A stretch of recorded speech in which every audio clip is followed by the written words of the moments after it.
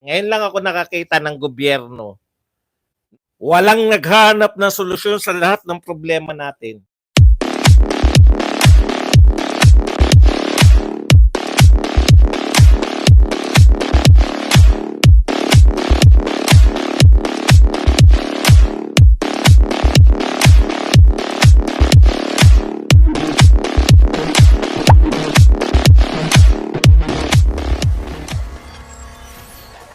Itong si Badong, hinahanap. Hinahanap si Pangulong Bongbong Marcos. Wala daw ginagawang aksyon. O Badong, pasensya ka na ha. Pangalawang araw na pangalawang araw na kitang babanatan ngayon. Okay? Pasensya ka na Badong. Hindi naman kita gustong banatan pero pambihira naman yung naratibo nyo nila. Banat by yung mga DDS talaga na walang Diyos ko po, walang, ewan ko, Lani Reyes, shoutout sa'yo ha. Apoki, shoutout sa'yo ha. Pakinggan natin si Badong. Badong, pasok. Nagsalita na si Kiko. Natigil ba? Nagsalita na si Roque. Natigil ba? Bobo. Nagsalita na kung sino-sinong tao. Natigil ba yung pambobomba sa atin? Hindi naman kasi yan yung solusyon. Dagdag pa.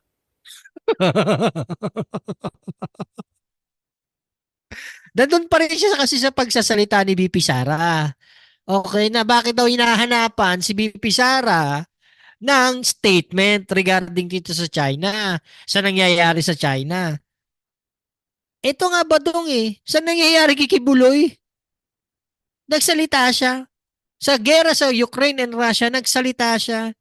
Sa negotiation ng government sa CPP, NPA, NDF, nagsalita siya. Tapos dito sa China, na national security threat, hindi siya magbibigay ng statement para itaas ang moral. Yun lang naman yun, Badong Kung naiisip mo yun logic. Parang ikaw ngayon, nagsasalita ka in behalf of the Duterte. Pinapalakas mo yung mga supporter ng mga bobotangan yung supporter. 'Di ba?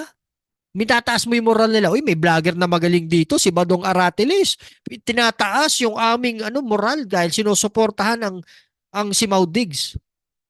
Doon mo na lang ilagay sa perspektibong ganun, Badong. Ni Paulo Duterte, ito para tayong sinasampal pare-pareho ng katotohanan. It is not the job of the Vice President or the Secretary of Department of Education to demonize China or any country for that matter. Kabobohan, di ba? I-demonize ba ang China pag sinabing kinukundina yung ginawang pambobomba at nasaktan yung mga kapwa Pilipino?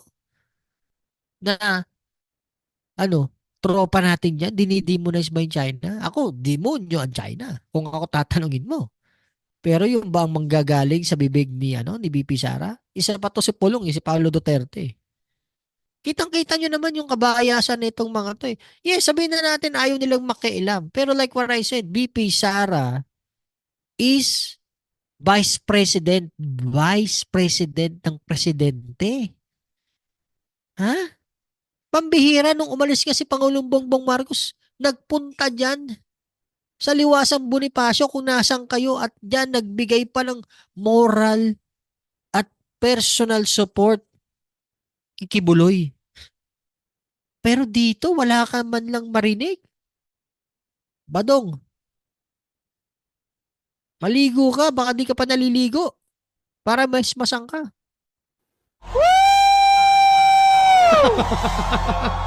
Di ba? Hindi po trabaho ng Vice President. Paano nito? Yun lang naman kasi ang gusto nyo to demonize China. Bobo. Bobo ang puta.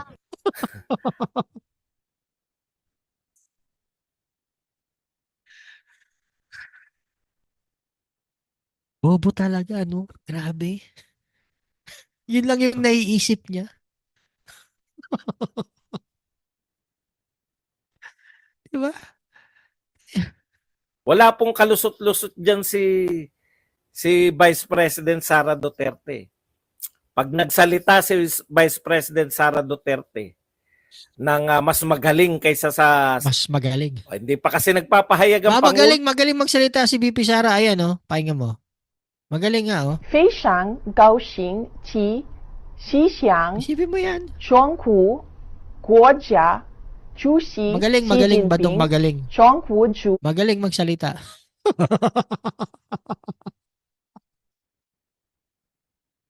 Ang galing magsalita ni VP Sara. Sabi niya mas magaling daw. Oh, magaling nga, magaling. Yung video, wala pa eh. Hinahanap yung video. Oh, burp. Excuse me. Hindi ka man lang marunong mag-excuse me. Baboy. Sa lahula. Gago! Ano sasabihin nyo? Kung maganda yung sinabi, pabor sa inyo. Kunwari, kinundin, alimbawa lang to ha. Pabor sa inyo? Badong, anong pa sa inyo sinasabi mo? Pabor sa Pilipino yan, sa Pilipinas. Dahil 90% ng Pilipino hindi nagustuhan ang ginagawa ng China. Kung ibang bansa nga, hindi nagustuhan eh. So, ikaw ba, nagustuhan mo ba yung ginawa ng China, Badong? Pabor ba sa'yo yung Badong? Ha, Badong? Tanong lang, Badong. Tanong lang, pabor ba sa'yo yun? Kasi sabi mo, pabor sa inyo eh. Huwag tayong tanga, bobo, Badong. Ha? Yung ego mo, tsaka yung pride mo, yung kultong kaisipan mo na Maudigs na DDS ka, diba? Isipin mo mabuti yung biggest picture at situation na nangyayari, yung magnitude ng sitwasyon ngayon. Halimbawa, kinundin na ni Sara Duterte yung China. Alam nyo kung ano sasabihin Pakinggan ng nyo to. mga pro-BBM at tambaluslos, vloggers and supporters? Pakinggan nyo. Bakit mo pinangungunahan ng Pangulo? Wala pang ang pahayag ang Pangulo. Bobo, di ba?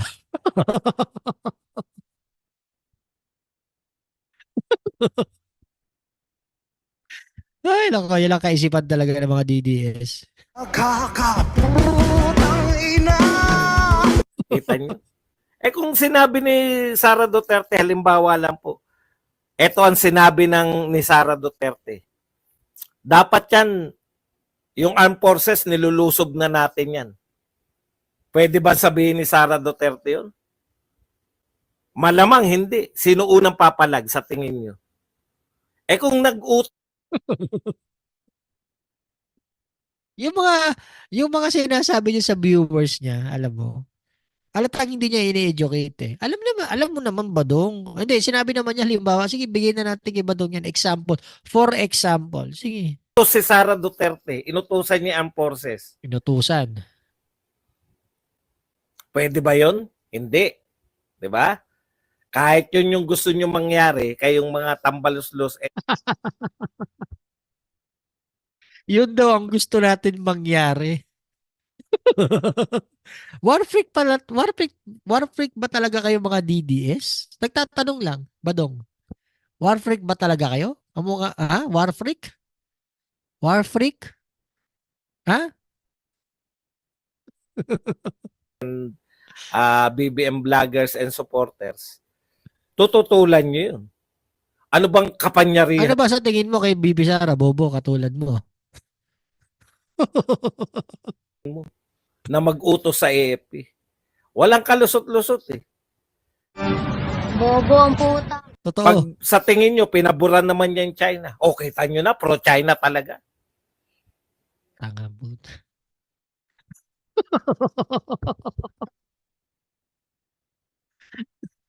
Bakit mo naiisip yan, Badong? Naging principal ka pa man din. Diba? Ganyan ba kahina ang kukote mo? Pasensya ka na, Badong, ha? I'm not trying to disrespect you, pero bakit ganyan yung kaisipan ng isang dating principal? Walang ka-logic, hindi logical yung argumento mo. Yung example mo, alam mong, example naman, pero alam mong never na mangyayari. Example nga naman, di ba? Pero pambihira naman, Badong, yung mga nanonood sa'yo. Ginagawa mo lalong tangat bobo. 非常高兴及西向中国国家主席习近平 Alam niyo po, dito sa Pilipinas, kung sino yung tama yung ginagawa, siya yung Wow. kinukundina. So tama. Tama po yung ginagawa ni Sara Duterte.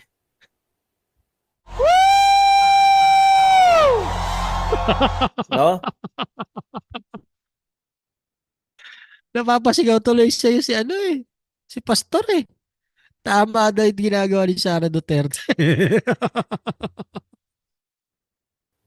Manahimik kasi very sensitive yung issue na yan. Ipaubaya niya sa nararapat. Ipaubaya niya sa taong mayroong kapangyarihan at siya lang yung tanging dapat. Tanongin kita ba dong? Yung kay Pastor Kibuloy ba, hindi ba sensitive yon? Tanongin kita. Hindi ba sensitive yon? Yung allegation? Allegation lang naman. Ano kaya allegation? Dapat ba? Dapat ba pinaubaya din niya? Ha? Sige nga, Badong. Hindi, tanong lang to. Tanong lang. Christopher Naig, shoutout sa'yo. Guys, correct me if I'm wrong. Di ba dapat maganda rin kung nanahimik siya para hindi nahaluan ng mali siyang kaisipan ng mga taong nag-iisip na, ay, si BP Sara, makapastor pala to. Kahit alam naman natin na talagang kasama na yun ang kanyang ama noon pa man. Pero di ba mas maganda kung nanahimik siya? Hindi siya nagpakita ng kahit anumang pag-side kay Pastor Kibuloy. Ah. Di ba yun din ang tama? Badong? Na nagpapasya. Kaya natin binoto yung presidente ng Pilipinas para sa mga sensitive na issue na yan, siya yung magsasalita at magbibigay direksyon ng sa Pilipinas. Ang tanong, Kaya nyo to. nagsalita na ba at nagbigay na ba ng direksyon? Gago! Biglang loading, oh. Nagsalita na ba? Nagbigay na ng direksyon. Ikaw na nga nagsabi, sensitive eh. Di ba? Sabi ni Trunks, bakit nagsasalita siya sa China? Hindi nga yun nga eh. Hindi ko nga maintindihan tong mga to eh. Pag nagsalita, parang ayaw nilang magsalita si BP Sara na kundinahin yung ginagawa. Alam mo, hindi na lang yun. O sige Badong, tanggalin natin yung pagkundina. Tanggalin natin yun. Huwag na lang tayo sa kundina. Suporta na lang. Kanino? Suporta doon sa mga tropang nasaktan. Yun na lang. Huwag niya nang banggitin ang China. Huwag niya nang banggitin yung pangwawater cannon ng China. Malinig na lang natin sa kanya, sinusuportahan ko po yung mga tropa dyan na nagtatrabaho sa West Philippine Sea. Kaisa niyo ako. At ako po'y nalulungkot sa nangyari sa inyo. Diba? Ganun na lang, Badong. Simple na lang yun. Walang binanggit na China. At ang sinusuportahan, yung mga member ng Coast Guard natin, ganun na lang kasimple, Badong. Hindi kayang sabihin, hindi kayang banggitin. Pero pagka babatiin ng China, kahit na magkanda bulol-bulol, kapag inchik lang, ha, Badong? Loading.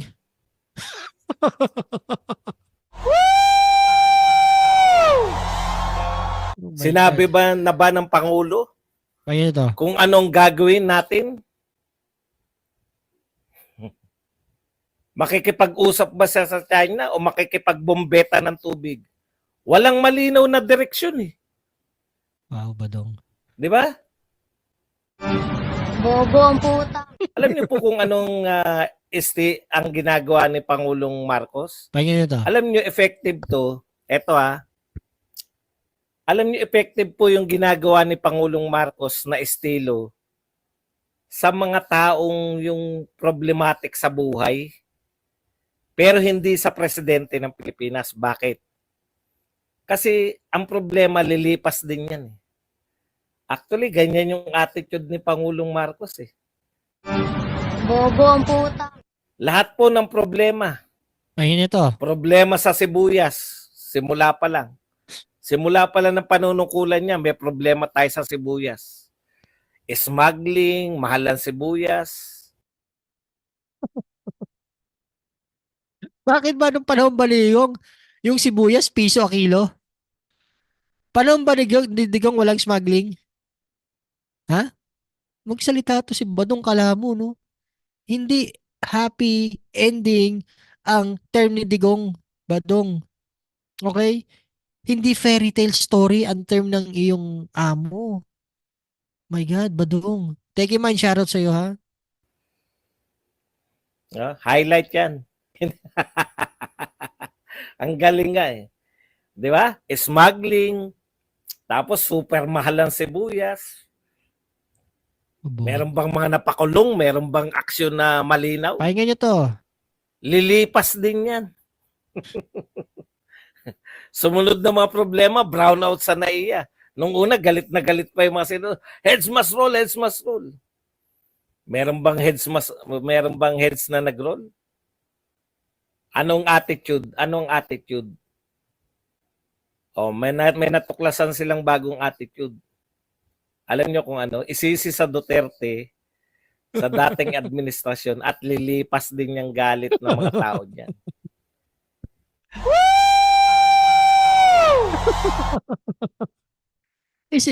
Isisi din sa Duterte. Ano ba ang isinisisi sa Duterte? Ano ba ang Diyos ko po, Badong. Alam mo kung sisisihin lang Duterte, ako na lang. Ako lang, Badong. I can only speak for myself. Madali lang eh. Madali lang. Ang ginagawa namin, nagtatanong kami. Nagtatanong ako. Badong. Gusto kong malaman yung informasyon na binubuka or sinishare nito ni Harry Roque regarding sa secret deal na yan. At walang masama doon. Okay? Hindi na lang ako, yung mga miyembro ng gabinete ni Pangulong Bongbong Marcos. Ganun na lang. Yun na lang. Di ba? Importanteng malaman para at least hindi sila blindsided. Hindi sila nangangapa sa dilim. Alam nila kung paano magre-respond. Nakikipagtulungan ba ang puon mong buhay? Badong. Hindi. Anong ginawa ni Maudings? Di ba? Umupo sa gikas sa masa para sa masa, ginaslight ni Pastor Kibuloy, nagsalita sa Davao Rally kasabay ng bagong Pilipinas launching, minura si Pangulong Bongbong Marcos, pinaratangan ng durogista si Pangulong Bongbong Marcos, dinamay ang First Lady, dinamay si Speaker Martin. Tapos sasabihin, mahal niya ang Pilipinas para siya sa bayan. Hindi pa natapos yun doon, Badong. Remind kita. Hinamon niya na magpa-drug test si Pangulong Bongbong Marcos sa Luneta. Fast forward natin. Last month, February. Ganon din ang ginawa sa Cebu naman. Di ba? Sinabi niya, meron akong nakita, alam ng militar yan. Sinakyan yung mga vlogger, sinakyan ni Maharlika, na ngayon parang si Maharlika na ang superhero ng mga DDS. Naniniwala na si Harry Roque kay Maharlika, di umano daw. Asan ang tinulong ng puon mong buhay sa administrasyon? Bobo ang puta. Lilipas talaga. Ganun po. Nagkaroon po tayo ng attitude na lilipas din yan.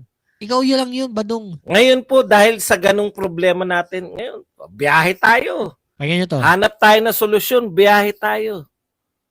Tinatanong nyo, meron bang nangyayari sa galit yung mga tao tuwing uuwi, pledge lang dala. Bobo. Bobo ang puta. Yung galit natin sa pagbabiyahe ng Pangulo, lilipas lang din yan. Hindi niya naiintindihan kung ba't bumibiyahe, Badong? Hindi mo naiintindihan? Hindi ko alam, you're acting dumb or stupid. Hindi, so pasensya ka na, Badong ha? Pero that's how you sound like. Ang tanda mo na, Badong. May anak ka. Nakakahiya ka. My God. Para lang sa ikababango ng pangalan ng buon mong buhay, magtatanga-tangahan ka? Parang hindi mo alam kung ba't bumabiyahe ang Pangulo? Bobo. Ang galing ng attitude, no? Gago! Ngayon, NFA, binenta ng mura sa mga traders. Pakinggan nyo to. Wala pong aksyon. Wala na tayong aksyon. Okay na yung lahat. Lilipas din yan. Wala daw aksyon, ha? Yung NFA daw, binenta sa trader, nanggigigil pa si Badong Ulitin natin. Badong! Pasok! Ang galing ng attitude, no? Badong! Gago! Ngayon, NFA, binenta ng mura sa mga traders. Nanggigigil. Oh. Wala pong aksyon. Wala na tayong aksyon. Okay na yung lahat. Lilipas din yan. Panoorin mo to, Badong. Panoorin mo. Diba? National Food Authority Administrator Roderico Bioco and 138 other officials and employees are placed under preventive suspension for their alleged involvement in the sale of rice buffer stocks. Wala aksyon. According to Agriculture Secretary Francisco Tiu Laurel Jr., the Office of the Ombudsman's order for their preventive suspension took effect on Monday, March 4, and will be implemented for 6 months. The Department of Agriculture chief says he will temporarily take over the NFA leadership. Aside from Bioco, other NFA officials ordered suspended include NFA Assistant Administrator for Operations John Robert Hermano and several regional managers and warehouse supervisors nationwide. Ano, Badong? Walang aksyon. Ano bang hinahanap mong aksyon? Kulong kagad, walang investigasyon. Kulong kagad, walang investigasyon. Walang dapat, kusabaga, hindi mapatunayan. Ha? Gusto mo ganun? Ulitin natin ba do? Ano sabi mo? NFA binenta. Walang action. Ulitin natin. Babasagin kita ba dong? Ulitin natin ha. Nagigigil ka pa para ka atakihin eh. Pledge lang dala. Sige, ulitin natin ha. Bobo ang puta. Pasok. Ha? Yung galit natin sa pagbabiyahe ng Pangulo, lilipas lang din yan. Ang galing ng attitude, no? Gago! Ngayon, NFA, Manggigil. binenta ng mura Go. sa mga traders. Wala pong aksyon. Wala na tayong aksyon. Okay na yung lahat. Lilipas din yan. Manood ka. National Food Authority Administrator Roderico Bioco and 138 other officials and employees are placed under preventive suspension for their alleged involvement in the sale of rice buffer stocks. According to Agriculture Secretary Francisco Tiu Laurel Jr., the Office of the Ombudsman's order for their preventive suspension Nakakahiya ka took ba effect dun? on Monday, March 4, and will be implemented for 6 months. The Department of Agriculture chief says he will temporarily take over the NFA leadership. Aside from Bioco, other NFA officials ordered suspended include NFA Assistant Administrator for Operations John Robert Hermano and several regional managers and warehouse supervisors nationwide. Ano? Badong, magsalita ka?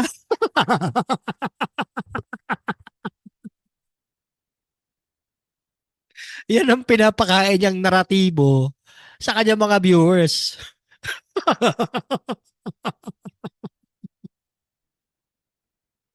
Walang action. Kaya nga, sabi ko, ano to, nagtatanga-tangahan ka ba o tanga ka? Ha? Ayan o, Inquirer pa yung nagbalita, 138. Ano bang hinahanap mo, Badong? Kulong kagad? Walang investigasyon? Hindi mapatunayan? Hindi dumaan sa tamang proseso? Ha? My God, Badong, nakakahiya ka talaga. Kung may nakabidyo man dito na nanonood kay Badong, maawa kayo sa sarili nyo. Maawa kayo. Gigil na gigil. Jocelyn, meron pa to. Hindi pa tapos. Meron pa pang gigigilan. Pahiyaan na naman. Ano, wala ka na masabi. Totoo, hindi.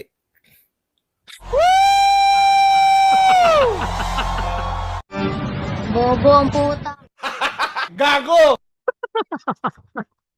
Totoo, hindi. Pinanood mo lang Badong. Kakanood mo lang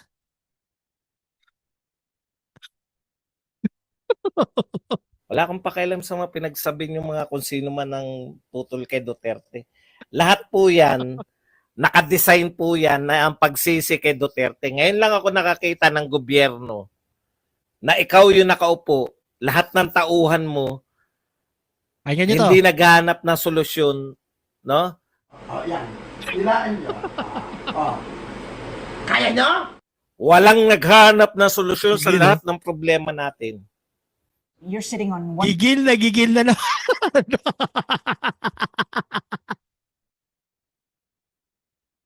Gigil na naman. Ulitin natin. Gigil na naman si Badong. Ulitin natin. Badong. Pasok. Walang naghahanap ng solusyon sa lahat ng problema natin. Wala naghahanap ng solusyon. Badong, manood ka. International foreign to. Foreign journalist. You're sitting on one of the fastest growing countries in Asia. Is that sustainable? Can you achieve 6.5% to 7.5% growth for the year, for instance? I think so. I think well, much of the policies that we've taken on are really to spur growth. That is part of that's the most important part, because it is only growth that will pull us out of the morass that was left after the pandemic. Pangulong Bongbong Marcos, hindi po naiintindihan ni Badong yung sinasabi nyo. Baka pwede po kayo mag-adjust para sa kanya. Baka pwede kayo mag-Tagalog para maintindihan ng dating nagpapakilalang di umanong principal daw. Hindi po naiintindihan ni Badong yun. Tagalogin nyo po. Ulitin nga natin. Gigil na gigil. Walang ginagawa. Lahat daw walang ginagawa. Ayan. Amen na yan. Ta. Walang naghahanap ng solusyon sa lahat ng problema. Walang naghahanap ng solusyon sa lahat ng problema natin. You're sitting on one of the fastest growing countries in Asia. Gigil na lang yan. Is that sustainable? Can you achieve 6.5% to 7.5% growth for the year, for instance?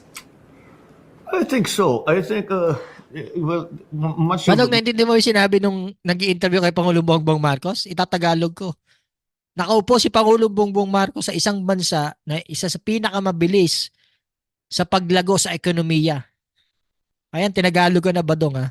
much of the policies that we've taken on are really to spur growth. That is part of that's the most important part, because it is only growth that will pull us out of the morass that was left after the pandemic. And even in terms of debt ratios, even in terms of unemployment, even in terms of inflation, it really is growth. That seems to be the key. Is it sustainable if we continue down this road? If we defend all of the things that we are doing, I believe it is. I believe it is. If we are also agile in terms of responding to the shocks that come up from the outside. To put it that way, shocks that we cannot control or can have very little influence over, if any. So that will be the key. It's a 6-year term. Do you think you can get to 8% within the 6 years that you're in office? Sure, why not? There's no. We always plan for the ideal. We don't plan for a mediocre result. Badong, alam mo ba ibig sabihin ng mediocre? Mediocre result. I-research mo. May Google naman eh. Para magbasa ka. Plan for a very good result. And as I said, we just have to adjust along the way as we continue to transform the economy. But yes, I think it is. I think it is doable. Several banks are currently in focus because of interest rates in the Philippines. We are not yet there. And the peso at a 3-month high. Are you comfortable with that? And the peso, Badong, is in 3-month high. Are you comfortable? Badong, tatagalugin ko. Ang peso daw, Badong, yung hawak kong piso, 3 buwan nang mataas sa merkado o sa tawag dito sa trade, 'di ba?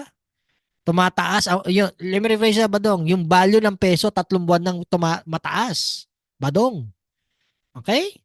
So the peso? Philippine peso at a 3-month Yes, high. because it's an indication of the strength of the economy. Yes. There is a downside to it for the Philippines because of our overseas workers, where the dollar is worth a little less than it normally would be. But I see it as an affirmation that the economy has grown stronger, and that's one of those obvious tests. And the dollar, I mean, of course, because it's a relative measure. The dollar has not depreciated So if the value of the peso is increasing, then that is a good indication that again the economy has gained strength. Di ba? Tawa-tawa lang, oh. Gago!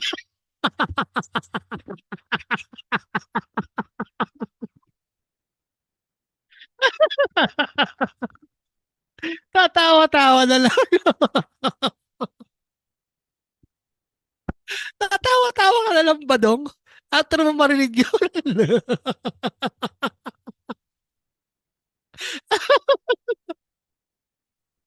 Talaga, talaga. Gigil na gigil eh. Gigil na gigil. Tapos tatawa ka na lang. Sabi ni Ma'am Gina, sino siya, DJ? Wag mo na pong alam Ma'am Gina. Naku po. Isa daw sa so-called matatalinong vlogger ng DDS.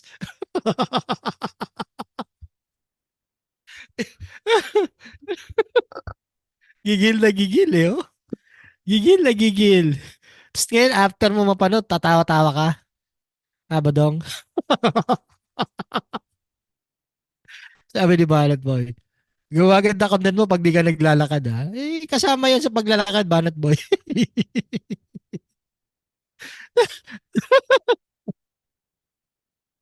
Pakiulit nga ba doon? Ano sabi mo?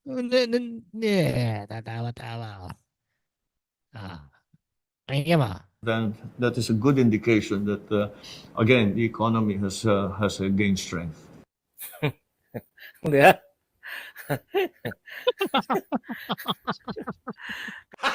Gago!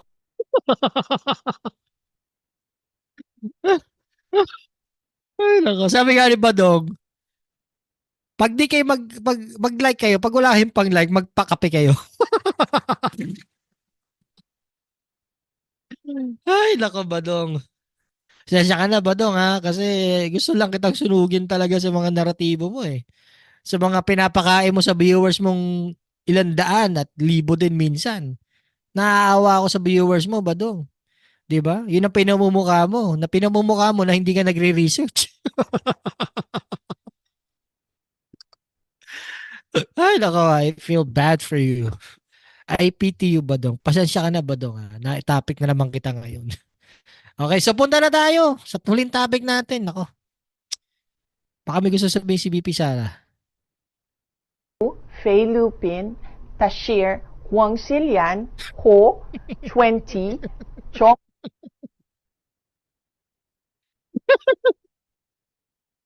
Ay, nako. Diyos ko, Badong. Sabi Badong eh. Mag-research ka, Badong. Tapos magbasa ka magbasa ka naman. Diyos ko naman. Balita mo naman yung tama. Tsaka yung totoo. Tapos timbangin mo, i-analyze mo. Badong. Kami wala naman kami dinideny dito. My God, Badong. Syukran. Ay, nako, bira talaga. Sabi ni Ma'am Gina, sino siya, DJ? Si Badong Aratelis po yan, Ma'am Gina. Basta, wag po kayo pupunta dyan. Nako po. Ihinga po kayo ng pampakapi niyan. Okay, dito na tayo kay Idol. Ayan. Ito yung huling topic natin for today. Badong, bababa muna kita. Okay lang ba? Ha? Ha? Eh, kasi ikaw naman, Badong, eh. Kung ano na sinasabi mo sa viewers mo, eh. Naniniwala tuloy sa viewers mo na walang ginagawa yung Pangulo. Eh, hindi uubra yan sa amin. Sa akin na lang, hindi ubra yung naratibo mo. Diyos ko po, Badong. Pasensya ka na. Ngayon, nangangawa, tatawa-tawa ka.